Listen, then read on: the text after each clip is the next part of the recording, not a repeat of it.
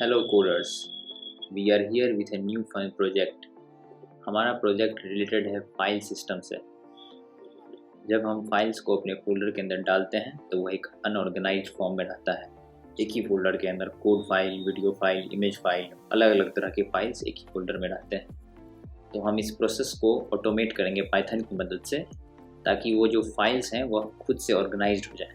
जैसे कि अगर वह कोड रिलेटेड फाइल है तो कोड फोल्डर में चला जाएगा, अगर वो पीडीएफ फाइल है तो पीडीएफ में चला जाएगा, अगर वो वीडियो रिलेटेड फाइल है तो वीडियोज़ में चला जाएगा, अगर वह इमेज फाइल है तो इमेज में चला जाएगा।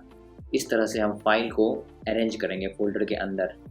तो हम पाइथन लैंग्वेज का इस्तेमाल करने वाले हैं इस काम को करने के लिए, और यह और भी तरह के टास्क में हमारी मदद करेगा। जैसे कि अगर कोई फाइल बहुत लंबे समय से एम्प्टी है और हमारे फोल्डर में पड़ा हुआ है तो उस फाइल को वह डिलीट कर देगा, और अगर फाइल किसी गलत फोल्डर में चला गया है तो उसे फिर से ऑर्गेनाइज कर सही फोल्डर में ले आएगा।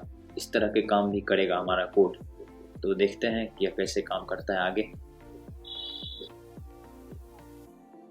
यह हमारे कोड का इमेज इलस्ट्रेशन है। जैसा कि हम इस इमेज में देख सकते हैं, यहाँ बहुत सारे फाइल्स हैं, .py file, .png file, .js file and much more. यह फाइल्स एक फोल्डर को पॉइंट कर रहे हैं जो कि हमारा कोड करने वाला है। जैसे कि यह .py फाइल्स और .js फाइल्स एक तरह के कोड फाइल्स हैं, तो हम इन्हें कोड नाम की डायरेक्टरी के अंदर शिफ्ट कर देंगे।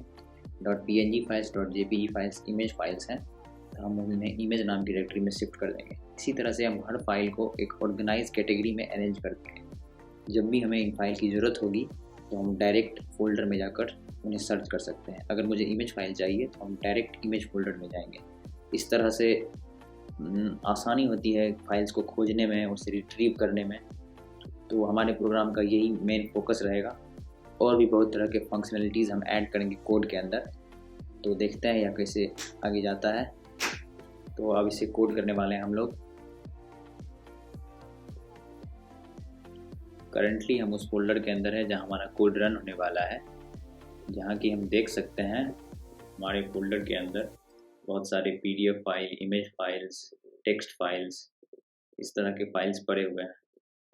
और जब हम इस प्रोग्राम को रन करेंगे तो हमारा यह फाइल ऑर्गेनाइज्ड हो जाएगा अलग अलग अपने फोल्डर्स के अंदर। तो इसलिए हमने यह डमी फाइल्स लिए हैं फॉर कॉन्सेप्ट चेकिंग। तो जब कोड करेंगे और उसे रन करेंगे तब हम देखेंगे कि यहाँ बहुत सारे फोल्डर्स क्रिएट हो जाएंगे और ये सब फाइल अरेंज हो जाएंगे अपने फोल्डर्स के अंदर।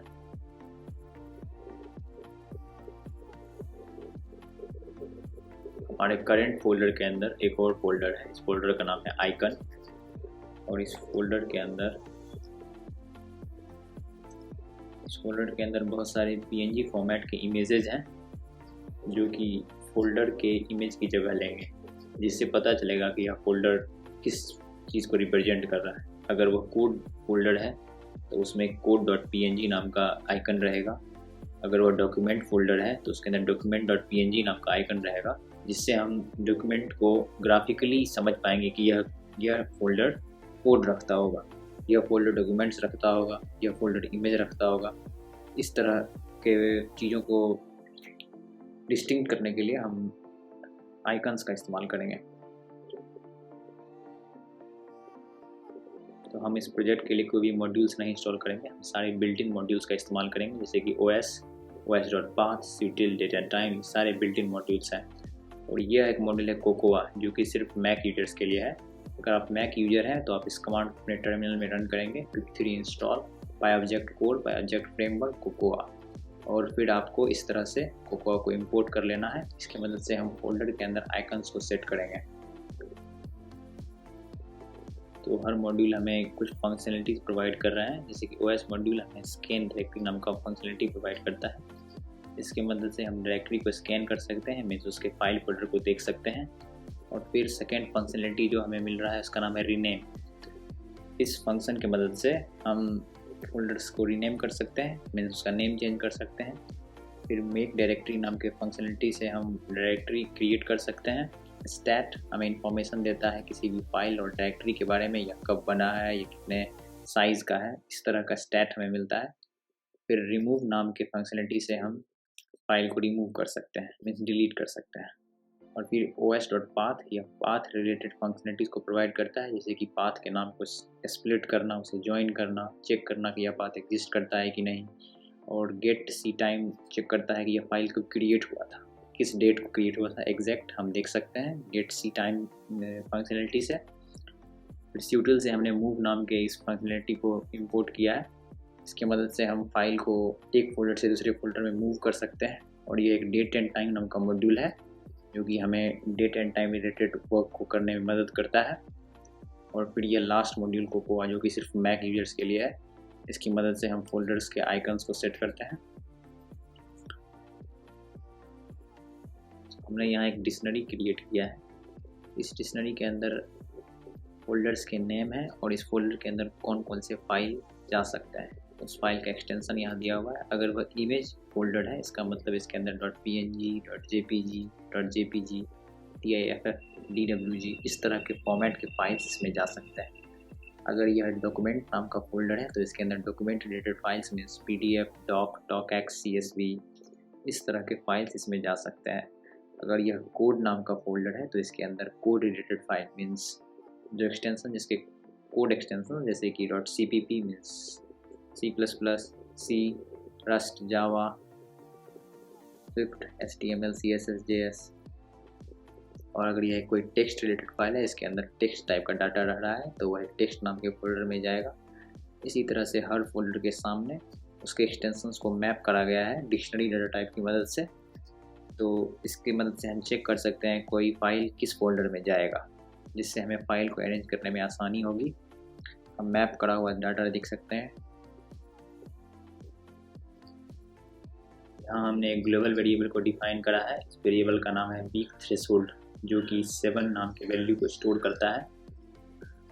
उसके बाद जब हम आगे बढ़ते हैं तो हम यहाँ देख सकते हैं यहाँ एक फंक्शन डिफाइंड है और ये फंक्शन 2 पैरामीटर्स ले रहा है और इस फंक्शन का नाम है सेट आइकन जो कि 2 पैरामीटर्स लेता है, फोल्डर नेम, सोर्स डायरेक्टरी। तो इस फंक्शन का बेसिकली काम है फोल्डर्स के अंदर आइकन्स को सेट करना। पहले यह पैरामीटर की मदद से एक पाथ को क्रिएट करता है और अगर यह पाथ एग्जिस्ट करता है इसका मतलब फोल्डर के अंदर पहले से आइकन है, तो हमें किसी भी तरह की प्रोसेसिंग करने की ज़रूरत नहीं है, हम डायरेक्ट फंक्शन से एग्जिट कर जाएंगे। अगर नहीं मीन्स अगर फोल्डर के अंदर आइकन नहीं है तो हम सबसे पहले आइकन इमेज नाम का पाथ क्रिएट करेंगे जहां हमारा आइकन है आइकन फोल्डर के अंदर। उसके बाद हम डेस्टिनेशन फोल्डर जहां हम आइकन सेट करना चाहते हैं उसका पाथ क्रिएट करेंगे। उसके बाद चेक करेंगे क्या आइकन इमेज एग्जिस्ट कर रहा है। अगर वह एग्जिस्ट कर रहा है तो हम फोल्डर के अंदर आइकन को सेट कर देंगे। उसके बाद फिर हम रिटर्न नन करके एग्जिट कर जाएंगे फंक्शन को।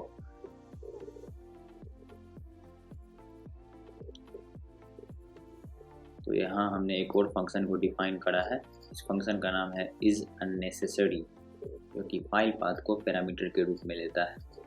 तो बेसिकली इस फंक्शन का काम है यह बताना क्या जब फाइल क्रिएट हुआ था उसका टाइम और करंट जो भी टाइम चल रहा है उन दोनों के बीच के डिफरेंस को दिनों में काउंट करना, और अगर वह दिन बड़ा है वीक थ्रेशोल्ड वेरिएबल से जिसे हमने पहले ही इनिशियलाइज किया है, इसका वैल्यू 7 है।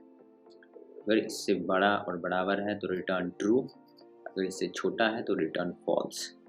सो बेसिकली यह चेक करता है क्या जब फाइल क्रिएट हुआ था और जो करेंट टाइम अभी चल रहा है इन दोनों के बीच का डिफरेंस 7 से बड़ा और बराबर है। अगर हाँ तो रिटर्न ट्रू, अगर ना तो रिटर्न फॉल्स। सो बेसिकली यही इसका काम है। हमने एक और फंक्शन को डिफाइन किया है। इस फंक्शन का नाम है इज एम्प्टी फाइल जो कि फाइल पाथ को पैरामीटर के रूप में लेता है और यह चेक करता है स्टैट फंक्शन की मदद से क्या यह फाइल एम्प्टी है मीन्स इस फाइल के अंदर कोई भी डाटा नहीं है। अगर यह ऐसा है तो रिटर्न ट्रू करेगा, अगर यह फाइल एम्प्टी नहीं है मीन्स उसके अंदर कुछ डाटा है तो वह रिटर्न फॉल्स करेगा। तो यही इसका काम है। यहाँ हमने एक और इम्पॉर्टेंट फंक्शन को डिफाइन करा है। इस फंक्शन का नाम है डिलीट एम्प्टी फाइल जो कि फुल फाइल पाथ को पैरामीटर के रूप में लेता है और बेसिकली इस फंक्शन का काम है जो भी अननेसेसरी एम्प्टी फाइल्स पड़े हुए हैं हमारे फोल्डर में उन्हें डिलीट कर देना फोल्डर से। और अगर वह डिलीट नहीं कर सकते हैं, वह सिर्फ एम्प्टी फाइल्स पड़े हुए हैं तो एक वार्निंग जनरेट करना कि यह फाइल बहुत लंबे समय से एम्प्टी पड़ा हुआ है। अगर वह फाइल सिर्फ एम्प्टी है और वह तुरंत क्रिएट हुआ है कुछ समय पहले ही, तो हम एक वार्निंग जनरेट कर देंगे सिर्फ। अगर वह फाइल अननेसेसरी भी है, मीन्स कि अननेसेसरी फंक्शन चेक करता है यह फाइल क्रिएशन का टाइम 7 दिन से ज़्यादा तो नहीं हुआ है। अगर यह फाइल अननेसेसरी भी है, मीन्स ये बहुत लंबे समय से आपके फोल्डर में पड़ा हुआ है और सिर्फ स्पेस ले रहा है और कुछ कर नहीं रहा, तो हम उस फाइल को डिलीट कर देंगे और एक मैसेज प्रिंट कर देंगे कि यह फाइल अननेसेसरी था, हमने इसे डिलीट कर दिया है, और फिर रिटर्न ट्रू करके फंक्शन को एग्जिट कर जाएंगे। और सिर्फ अगर एम्प्टी है और तुरंत ही क्रिएट हुआ है तो सिर्फ वार्निंग जनरेट करके रिटर्न फॉल्स कर जाएंगे। तो यही इस फंक्शन का काम है। यहाँ हमने एक और इम्पॉर्टेंट फंक्शन को डिफाइन किया है। इस फंक्शन का नाम है मूव फाइल, जो कि 3 पैरामीटर्स को लेता है: destination, source directory, name of the file. तो बेसिकली इस फंक्शन का काम है फाइल एक्सटेंशन के आधार पर फाइल्स को करेक्ट डायरेक्टरी में मूव करना। अगर वह कोड रिलेटेड फाइल है तो वो कोड डायरेक्टरी में जाएगा, अगर वह डॉक्यूमेंट रिलेटेड फाइल है तो डॉक्यूमेंट डायरेक्टरी में जाएगा, अगर वह म्यूजिक या साउंड रिलेटेड फाइल है तो साउंड डायरेक्टरी में जाएगा। इस तरह से करेक्ट एक्सटेंशन को देखते हुए फाइल को करेक्ट डायरेक्टरी में मैप करना। तो यह फंक्शन काम कैसे करता है? पहले यह गिवन पैरामीटर से एक फाइल पाथ क्रिएट करता है और फिर चेक करता है क्या पाथ एग्जिस्ट करता है। अगर यह पाथ एग्जिस्ट करता है तो जिस फोल्डर के अंदर हम फाइल को भेजने वाले हैं, पहले हम उस फोल्डर के अंदर देख लेते हैं क्या ऐसा कोई फाइल एग्जिस्ट करता है जो हम अभी करेंटली डालने वाले हैं उस फोल्डर के अंदर। अगर करता है तो हम एक काउंटर वेरिएबल को रन करेंगे, तो उसे एक नया नाम देंगे उस फाइल को। जैसे कि अगर hello.txt नाम का फाइल पहले से एग्जिस्ट कर रहा है फोल्डर में और हम hello.txt नाम की फाइल को डालना चाहते हैं डायरेक्टरी में, तो हम उसका एक नया नेम दे देंगे, जैसे कि hello1.txt। अगर यह भी एग्जिस्ट करता है तो hello2.txt।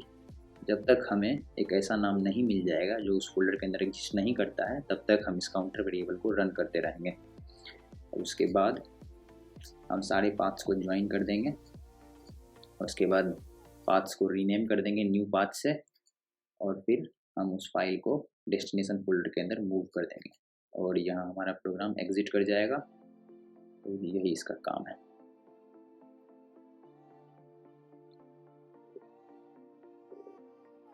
और हमने एक और फंक्शन को डिफाइन किया है। इस फंक्शन का नाम है ऑर्गेनाइज फाइल्स। अब हम इस फंक्शन की मदद से प्रीवियसली डिफाइंड फंक्शन को स्टिच करेंगे एक दूसरे के साथ और एक लेवल ऑफ एब्स्ट्रैक्शन क्रिएट करेंगे। जैसे कि ऑर्गेनाइज फाइल्स नाम का जो फंक्शन है वो सोर्स डायरेक्टरी को इनपुट में लेता है और फिर उस डायरेक्टरी को स्कैन करता है स्कैन डायरेक्टरी नाम की फंक्शन से, जिसे हमने प्रीवियसली इंपोर्ट करा है। और फिर वह लूप करता है हर फाइल और फोल्डर जो भी है उसके अंदर और चेक करता है क्या यह गिवन नेम जो है क्या यह फाइल है। अगर यह फाइल है तो फिर यह चेक करता है क्या यह फाइल एम्प्टी होने लायक है, मीन्स क्या यह फाइल एम्प्टी हो सकता है, क्या यह लंबे समय से हमारे फोल्डर के अंदर पड़ा हुआ है और जिसका स्पेस 0 है, जो कि 7 दिनों से पड़ा हुआ है। अगर ऐसा है तो हम यह ट्रू रिटर्न करेगा और हम कंटिन्यू कर जाएंगे। फिर से हम लूप के पास जाएंगे और फिर से एक नया फाइल देगा। फिर यहाँ चेक होगा कि यह फाइल है, ट्रू फाइल है। अगर है तो फिर से हम यहाँ आएंगे और अगर यह फाइल डिलीट होने लायक नहीं है, मीन्स इस फाइल के अंदर कुछ डाटा है, तो फिर हम आगे जाएंगे प्रोग्राम के अंदर और उसके बाद हम उस फाइल को उसके करेक्ट डायरेक्टरी में मूव करेंगे। और अगर यह डायरेक्टरी एग्जिस्ट नहीं करता है तो हम उसे क्रिएट करेंगे और अगर करता है तो हम उस डायरेक्टरी डेस्टिनेशन फोल्डर पर मूव कर देंगे। तो मूव फाइल नाम का फंक्शन हमें प्रीवियसली डिफाइन करा है। उसके बाद मैसेज भी प्रिंट कर देंगे क्या हमारा फाइल करेक्ट डायरेक्टरी में पहुँच चुका है। और अगर ये एक्सटेंशन जो फाइल का है और वो एग्जिस्ट नहीं करता है हमारे डिक्शनरी में, तो हम यह मैसेज प्रिंट कर देंगे गिवन एक्सटेंशन हमारे डिक्शनरी में एग्जिस्ट नहीं करता है। तो जैसा कि इसका नाम है ऑर्गेनाइज फाइल्स, तो इस फंक्शन का यही काम है, फाइल्स को उसके करेक्ट डायरेक्टरी में ऑर्गेनाइज कर देना मूव फाइल की मदद से, और अगर वह अननेसेसरी फाइल है तो उसे डिलीट कर देना। तो ये रहा इसका इम्प्लीमेंटेशन ऑर्गेनाइज फाइल्स। फिर हम लूप कर रहे हैं, फिर हम चेक कर रहे हैं फाइल को, फिर हम देख रहे हैं क्या फाइल डिलीट होने लायक है। अगर डिलीट होने लायक है तो हम उसे डिलीट करके फिर से कंटिन्यू कर रहे हैं, और अगर ऐसा नहीं है तो हम फिर नीचे जा रहे हैं। फिर हम जो डायरेक्टरी नाम के वेरिएबल से लूप कर रहे हैं डिक्शनरी में और चेक कर रहे हैं क्या एक्सटेंशन एग्जिस्ट कर रहा है हमारे डिक्शनरी में। अगर कर रहा है तो फिर हम आगे बढ़ते हैं, और अगर जिस फोल्डर के अंदर हमें फाइल को भेजना है वो फोल्डर एग्जिस्ट नहीं कर रहा है तो उसे क्रिएट करते हैं, और अगर कर रहा है तो नीचे आएंगे और उसे मूव कर देंगे उसके करेक्ट डेस्टिनेशन फोल्डर में, और फिर एक मैसेज को प्रिंट कर देंगे। और अगर यह एक्सटेंशन एग्जिस्ट नहीं करेगा तो हम यह मैसेज प्रिंट कर देंगे, यह एक्सटेंशन एग्जिस्ट नहीं करता है। तो ये इसका सोर्स कोड हो गया इस फंक्शन का।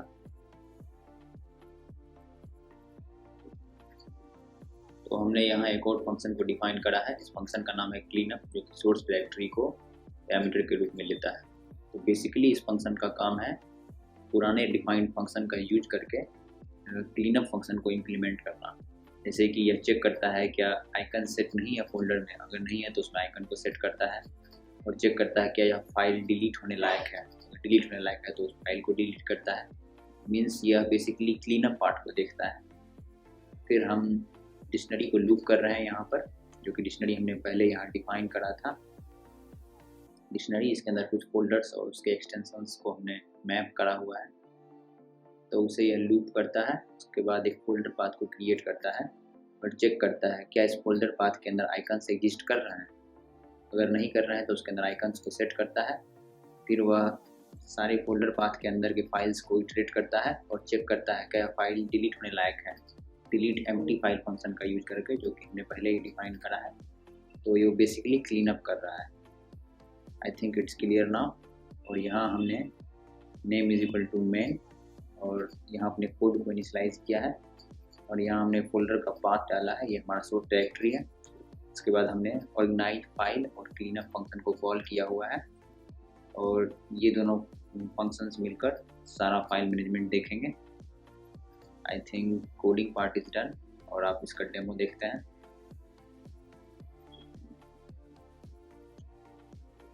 तो यहाँ हम अपने सोर्स डायरेक्टरी पाथ के अंदर हैं। ये देखिए ये रहा पाथ जो हमने यहाँ डाला था मेन में, सोर्स डायरेक्टरी पाथ।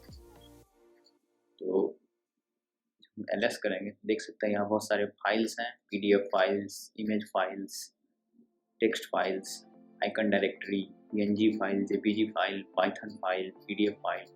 तो जब हम इस कोड को रन करेंगे इस फोल्डर के अंदर तो ये फोल्डर खुद से ऑर्गेनाइज्ड हो जाएगा। तो हम इसे रन करके देखते हैं।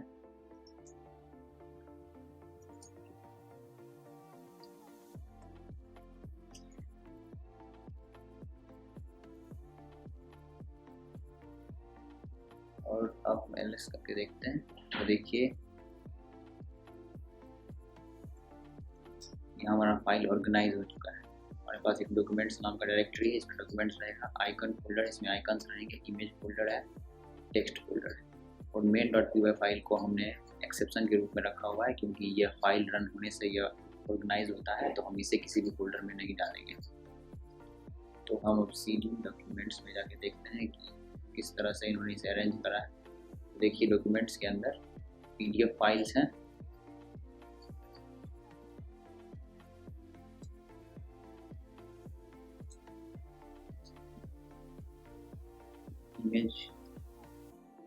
इमेज के अंदर सारी इमेज फाइल्स,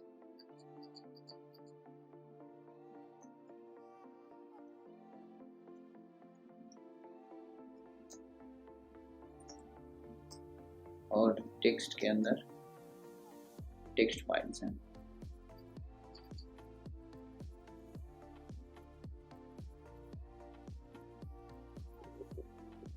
ये रहा हमारा फाइल क्लीनअप फोल्डर, और जैसा कि हम इसके अंदर देख सकते हैं हर फोल्डर को अपना एक यूनिक आइकन मिला हुआ है ताकि हमें इसे पहचानने में आसानी हो। डॉक्यूमेंट फोल्डर को एक डॉक्यूमेंट जैसा आइकन मिला हुआ है ताकि हम समझ पाएँ कि यह फोल्डर डॉक्यूमेंट से रिलेटेड है, फोल्डर इमेज से रिलेटेड है या फोल्डर टेक्स्ट से रिलेटेड है। यहाँ पर हमारा प्रोजेक्ट डेमो खत्म होता है। Thanks for watching the video.